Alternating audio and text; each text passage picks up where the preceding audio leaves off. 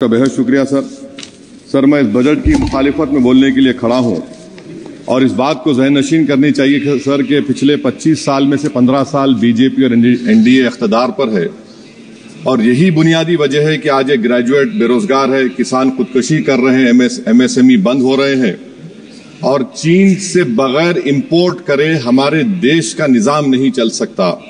یہ سب ذمہ داری اس حکومت پر عائد ہوتی ہے سر وزیر اعظم کہتے ہیں کہ ملک وکشت بھارت کی راہ پہ ہے۔ میں کہنا چاہتا ہوں کہ یہ اس وقت تک ممکن نہیں ہے جب تک اس ملک کی 80 کروڑ عوام فری راشن کے بغیر زندہ نہیں رہ سکتی۔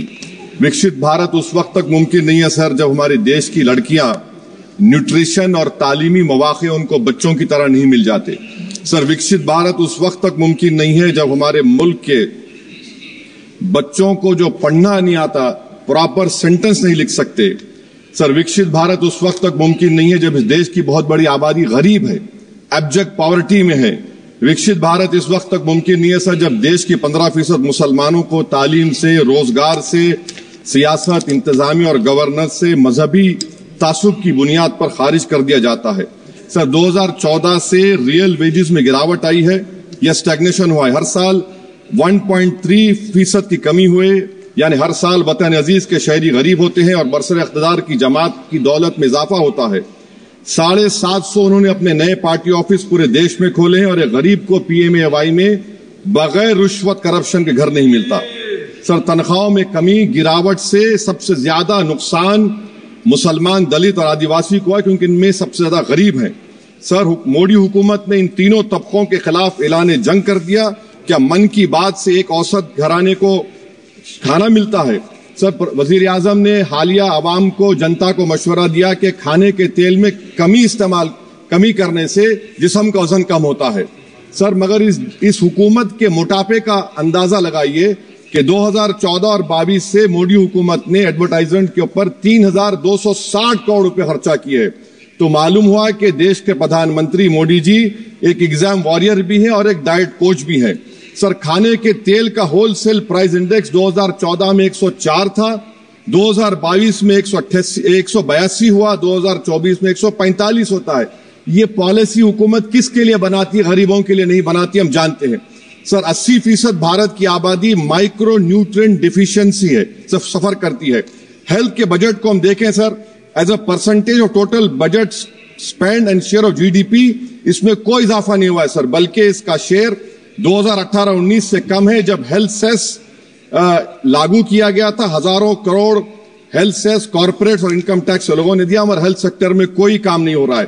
سر تعلیم پہ آ جائیے، اکنامک سروے جو ریسنٹلی لے ہوا ہے اس ہاؤس میں، جس میں ڈیٹا یہ بتاتا ہے کہ اسکول ریٹینشن کلاس 1 to 10 63.8 اور ہائر سیکنڈری میں کلاس 1 to 12 45.6۔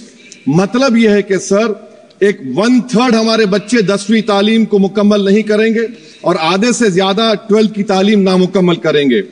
لگتا ہے کہ دیش کے پردھان منتری ان کو ایگزام واریر بنانے کا جو نعرہ لگاتے ہیں، وہ نہیں چاہتے کہ نوجوان تعلیم یافتہ بنے، بلکہ صرف چاہتے ہیں کہ غریب اور مایوس نوجوان ان کی جلسوں جن سبھاؤں میں شرکت کریں، ان کے لیے زندہ باد کے نعرے لگائیں اور خود کی زندگی اور مستقبل کو مردہ کر دیں۔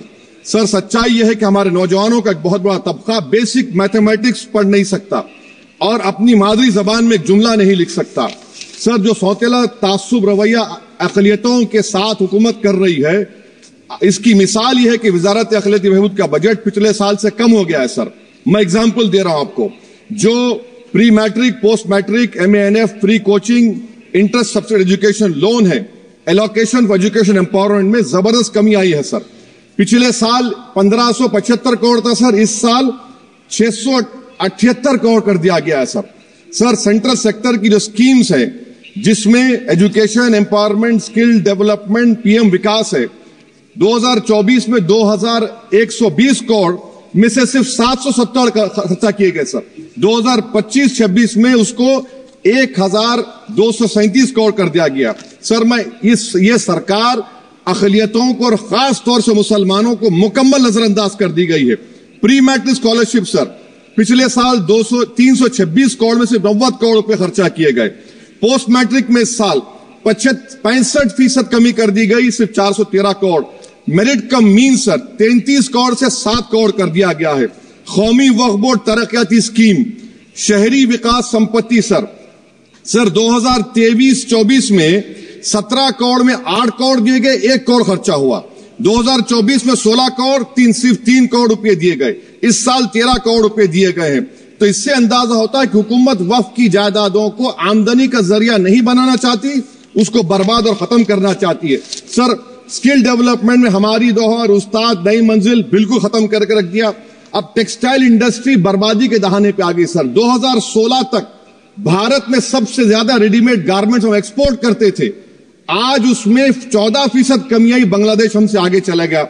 सर मैं एक मिसाल दे रहा हूं, मालेगांव में पावरलूम इंडस्ट्री में जो रोजगार देते हैं, ना उस पावरलूम इंडस्ट्री के लिए ना उसमें लेबरर के लिए कुछ इस बजट में रखा गया है। RODTEP, ROSCTL में एक्सपोर्ट प्रमोशन की पॉलिसी नहीं बनाई गई। ग्रुप इंश्योरेंस और GIS को क्यों बंद किया गया इन पावरलूम इंडस्ट्री के लिए?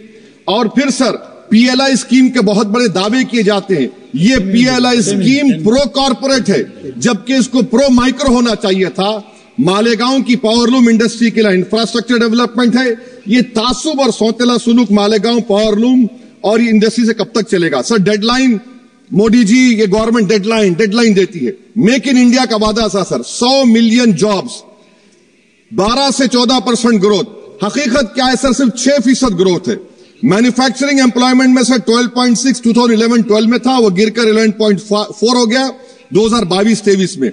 सर इकोनॉमिक यूरोपियन यूनियन की policy on carbon border adjustment mechanism EU deforestation regulation ये कहता है इसके ऊपर भारत का बहुत बुरा असर पड़ने वाला है। इकोनॉमिक सर्वे ये कहता है कि 9.5 बिलियन एक्सपोर्ट्स में कमी आएगी। क्या पॉलिसी है सरकार की?